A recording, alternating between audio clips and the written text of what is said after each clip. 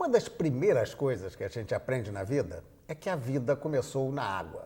Depois, verificamos que as grandes civilizações se desenvolveram ao lado de uma fonte de água.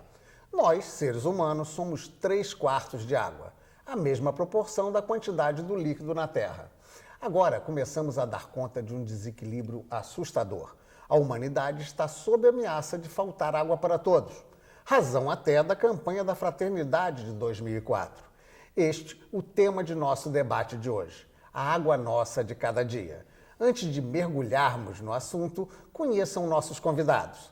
Olaf Malm, doutor em Química Ambiental, pós-doutor em Medicina Ambiental, pesquisador do Instituto de Biofísica Carlos Chagas Filho da Universidade Federal do Rio de Janeiro, a UFRJ. Paulo Canedo, doutor em Engenharia Civil e Meio Ambiente, coordenador do Laboratório de Hidrologia da Coordenação dos Programas de Pós-Graduação em Engenharia, a COP, da UFRJ. Vera Lúcia de Moraes Utzar, doutora em Ecologia, pesquisadora do Departamento de Botânica do Museu Nacional da UFRJ.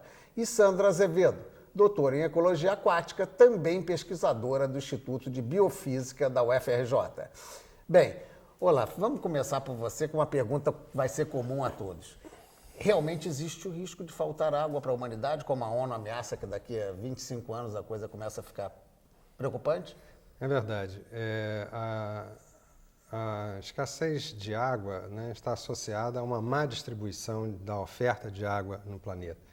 O crescimento acelerado, né, da população, né, que triplicou no último século e gerou um consumo de água 6 vezes, né, maior, né, vai de encontro a um decréscimo da oferta de água acessível, né, para consumo, né, que preocupa realmente várias nações, né, que têm problema de escassez.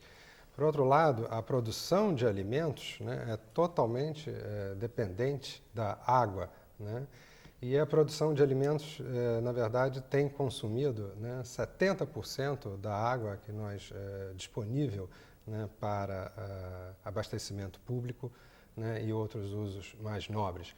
Quer dizer, há a necessidade, né, real de se mudar a forma com que se consome a água, né, principalmente pela atividade de irrigação e agricultura, né.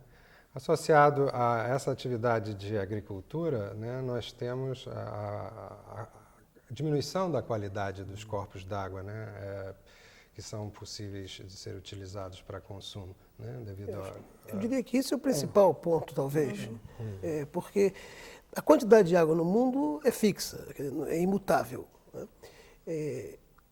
O excesso de pessoas, o crescimento populacional, portanto, demandando mais água, tende a extenuá-la. Mas eu acredito que o principal problema hoje é a deterioração da qualidade da água, que faz com que corpos d'água que antigamente seriam úteis ao ser humano deixam de ser. Isso temos inúmeros casos. O Brasil, por exemplo, é detentor de inúmeros casos. Por exemplo, São Paulo. São Paulo tem o Rio Pinheiros, tem o Rio Tietê, correndo por dentro da cidade. E, no entanto, a população da cidade de São Paulo, da grande São Paulo, não tem água na quantidade suficiente para abastecimento público. Eles estão em racionamento já há alguns anos. A mesma coisa poderia se falar para Recife, a mesma coisa poderia se falar para inúmeras cidades de médio e grande porte brasileira. A grande totalidade desses casos foram corpos d'água antigamente úteis e disponíveis à população deixaram de ser porque foram mortos. Os rios morrem. Isso é importante. Sim, professora, pode falar. Eu acho que isso está muito associado a um erro que nós tivemos por décadas, até no nosso sistema educacional, onde se ensinou por muito tempo que o Brasil era extremamente rico Isso, temos em água água que não doce. acaba mais, né? Temos 16% da água doce do mundo. Então, parecia que nós éramos uma caixa d'água sem fim, que podia sujar à vontade, que nada ia acontecer. E agora a gente é surpreendido como se isso fosse do dia para a noite. Por exemplo, a região sudeste do Brasil, que historicamente sempre se preocupava com a questão da região nordeste, de déficit hídrico na região nordeste. E hoje a gente vê uma metrópole como São Paulo com déficit hídrico muito preocupante, com um crescimento populacional numa escala exponencial nos últimos 40 anos, enquanto que a oferta de água aumenta só muito lentamente, linearmente, com um custo muito grande para isso de investimento, né? Então, nós temos um erro também num processo que se quase que cristalizou no nosso sistema de que nunca nós íamos ter problema de água. Professora. Acho que a questão da escassez, quando a gente lembra da questão da região semiárida do país, associada à questão da escassez de água do Nordeste, a qualidade da água naquela região também ela se torna mais aguda no sentido de todos os processos de salinização, os processos de eutrofização no momento em que... Eutrofização, explica logo o que é. Eutrofização no sentido que é o enriquecimento, né, dos corpos de água em nutrientes que vão fazer com que ocorra o desenvolvimento, a proliferação de plantas, né, microscópicas, que seriam as algas, mas que eu estou querendo dizer é que na questão do Nordeste, além da questão da quantidade, a gente tem também a questão da qualidade, né? Sim, essas algas, no caso, prejudicam a qualidade exatamente, da água. E grande parte dos reservatórios do Nordeste, isso existem já vários trabalhos,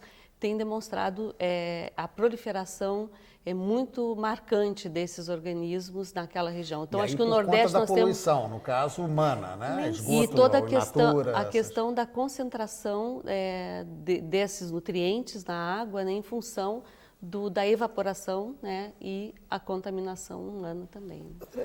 Me permita aqui exemplificar, assim, talvez como se dá essa perda do curso d'água ou de um corpo d'água. Por exemplo, suponha que você esteja fazendo irrigação num terreno com água do subsolo. Portanto, você está bombeando do subsolo e jogando água na superfície para que essa água alimente as raízes das plantas. E aí você põe alguns nutrientes para as plantas que são dissolvidas na água, são colocadas ao dispor da planta e esses nutrientes não são todos absorvidos pelas plantas e eles vão indo para o subsolo. E o subsolo vai ficando com novos sais que não existiam, que são sais que você colocou para alimentar as plantas. Especialmente colocados. Novamente, você tem que bombear essa água agora e joga de novo na superfície e novamente põe algum herbicida, ou põe novos nutrientes e você vai salinizando a água do subsolo. A qualquer momento você já não tem mais essa água em qualidade. Isso quando você faz introdução de sais para a agricultura, mas muitas vezes é um lençol que está perto do mar, então ao bombear a água do mar invade pelo subsolo e aí saliniza um aquífero. Ora, salinizar um aquífero é uma coisa simples e que se faz em uma década. Para recuperar um aquífero, são coisas de centenas. E tem solução? A perguntaria, tem solução? Recuperar? Não, é coisa de centenas de anos. Gostaria de dar um exemplo. O Mar Aral, né, na Ásia Central, né, que foi uma área que foi delimitada para a agricultura, né, há 40 anos atrás, né, e para algodão, né? E foi uma área enorme que foi delimitada para isso e o Mar Aral servindo de irrigação. Pois é, em 40 anos esse mar reduziu em mais da metade a sua área, ele aumentou a sua salinidade de 10 para 60 gramas por litro, né, e os pesticidas que foram usados na agricultura em torno desse grande lago, né, eles geraram uma contaminação, né, assustadora. Que o número de espécies de invertebrados que foram extintos na região chega a quase 300, 40 espécies de peixes e plantas. Quer dizer, então, esse mau uso é um fenômeno que tem exemplo no mundo inteiro. E perderam os terrenos que eram os terrenos agricultáveis. Esse caso que o diz é bem esclarecedor. A terra ficou estéril. Esterilizou a terra que era de agricultura, portanto havia uma terra para um plantio, houve um enorme investimento para esse plantio que foi perdido e o curso d'água, o corpo d'água, o Mar do Aral, perdeu-se também. Mas o índice de câncer nessa região aumentou em 50%, né? E outras doenças também.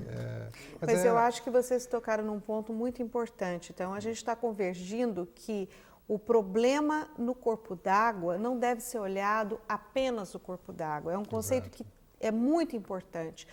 tudo que se faz na bacia de drenagem desse corpo d'água vai influenciar diretamente a qualidade dessa água e também a quantidade dessa água. Em regiões tropicais como a nossa, por exemplo, essa colocação que o professor Canedo está fazendo é muito importante no ponto de vista, por exemplo, de fertilização. Nós temos um modelo econômico que partiu, por opção, para monoculturas, né? Nós temos agora os agrobusiness no Brasil como uma força econômica muito importante. Em contrapartida, nós temos um clima que leva as chuvas torrenciais e concentradas e que não vão respeitar o fertilizante que foi colocado para ele ficar no solo. Isso vai ser carreado muito rapidamente para qualquer corpo d'água dentro dessa bacia de drenagem. Então, muitas vezes, fica se olhando como se o problema, a causa do problema estivesse no recurso hídrico. Ela pode vir de muito longe e é uma somatória das atividades que se faz nesse recurso hídrico. Eu vou pedir agora um intervalo rápido, porque nós vamos voltar aprofundando literalmente a questão da água.